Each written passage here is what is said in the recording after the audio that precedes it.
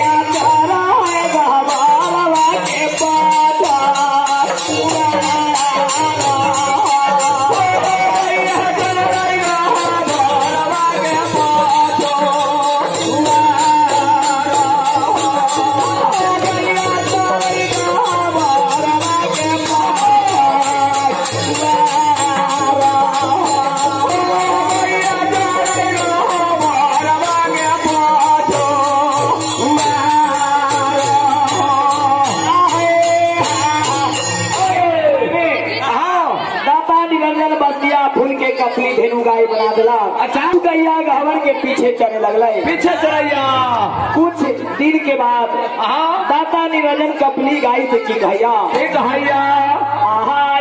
आगे साबदी ना चढ़ले कपली गैया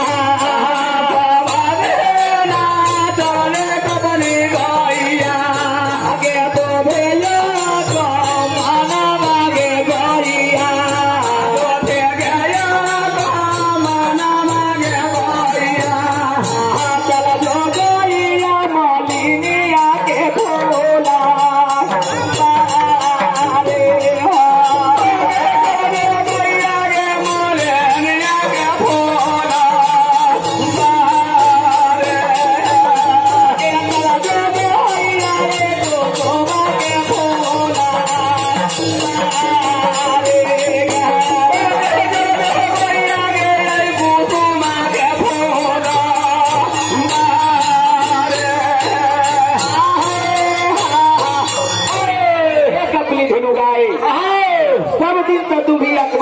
के पीछे चल ले। अच्छा बाकी आई चाहिए कुसुमा मालिन के दौना फुलवारी में दौना फुलवारी में जाकर की खाई है की करी है आगे एली फूलावा भैया कपली गैया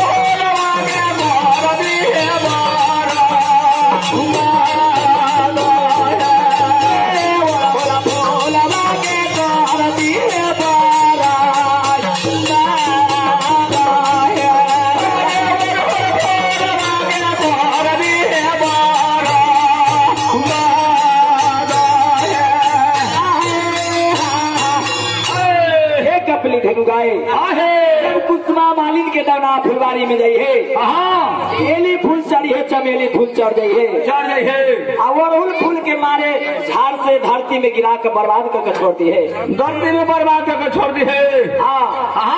उस समय में इतना बात सुन के कपली धेनु गाय और गाय जो रहे सत के बनाए गाय रहे उस समय में गैया की कराइया निरंजन बा ला बोलिया जब तू नैया